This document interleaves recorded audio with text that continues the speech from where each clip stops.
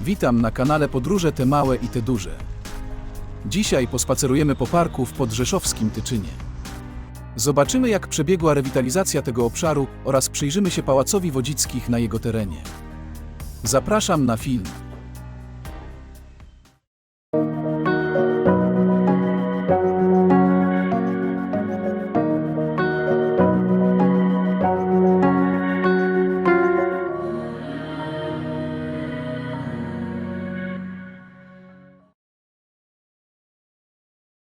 Tyczyn to miasto w województwie podkarpackim, w powiecie rzeszowskim.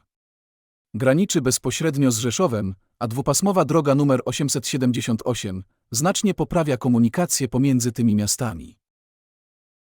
Park w Tyczynie znajduje się blisko centrum tego miasta.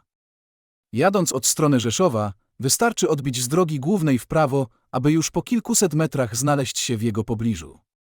Ale zanim jeszcze o samym parku i pałacu, wspomnieć należy o samym mieście Tyczyn.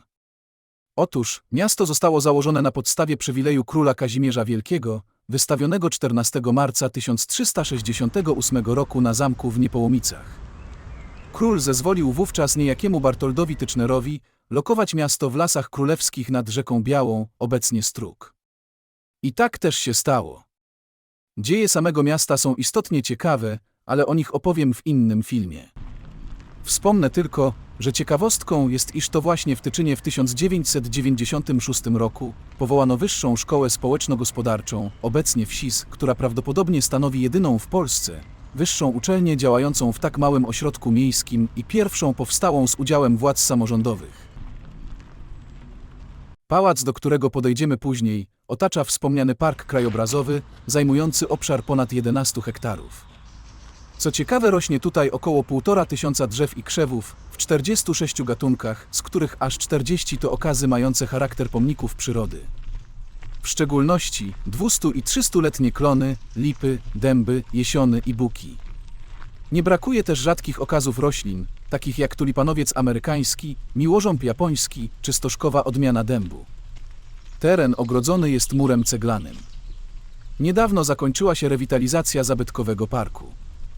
To dzięki niej zawdzięcza obecny stan i wygląd. Dla wielu to najpiękniejsze miejsce w Tyczynie. Zresztą sami ocencie.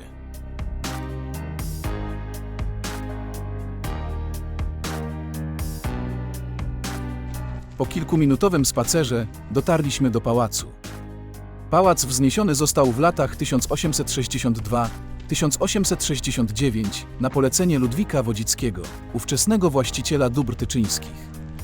Pałac wybudowano jako budowla wolnostojąca, na rzucie zbliżonym do kwadratu, z nieregularnym rozkładem wnętrz zgrupowanych wokół kwadratowego holu pośrodku. Front pałacu znajduje się od wschodniej strony. Bryłę pałacu wymurowano z cegły, urozmaicona jest masywnymi wieżyczkami z krenelarzem. Co ciekawe, wszystkie elewacje rozplanowane są symetrycznie, frontowa zaakcentowana jest pośrodku przejazdową arkadą. Całość zachowała XIX-wieczny styl eklektyczny, czyli łączący wiele wcześniejszych stylów architektonicznych z przewagą elementów neogotyckich. W wyniku przebudowy, dokonanej w XIX wieku, według projektu Tadeusza Stryjeńskiego, dobudowano od strony zachodniej pawilon gościnny, a następnie przebudowano i przedłużono w kierunku północnym oficynę, którą połączono łącznikiem z pawilonem. Po II wojnie światowej budynek pałacu zaadaptowano dla potrzeb liceum ogólnokształcącego. Obecnie w pałacu mieści się zespół szkół imienia Władysława Orkana. Wewnątrz pałacu można zobaczyć elementy dawnego wyposażenia, między innymi hol główny z kominkiem w drewnianej obudowie, z marmurową i terakotową posadzką oraz z reprezentacyjną klatką schodową i antresolą na piętrze. Zachowały się też nieliczne, ale wciąż imponujące pozostałości dawnego umeblowania. Zerknijmy również na nową altanę, podobną do tej, która stała w tym miejscu na przełomie XIX i XX wieku. Wracając, podejdziemy jeszcze do makiety pałacu w części ogrodowej.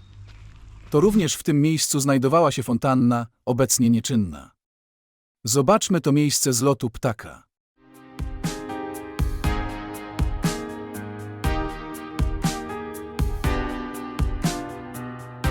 Jeśli spodobał Ci się mój film i chcesz być powiadamiany o kolejnych filmach, kliknij przycisk subskrybuj pod tym filmem. Na koniec dodać należy, że park otwarty jest przez cały rok, a wstęp na jego teren jest bezpłatny.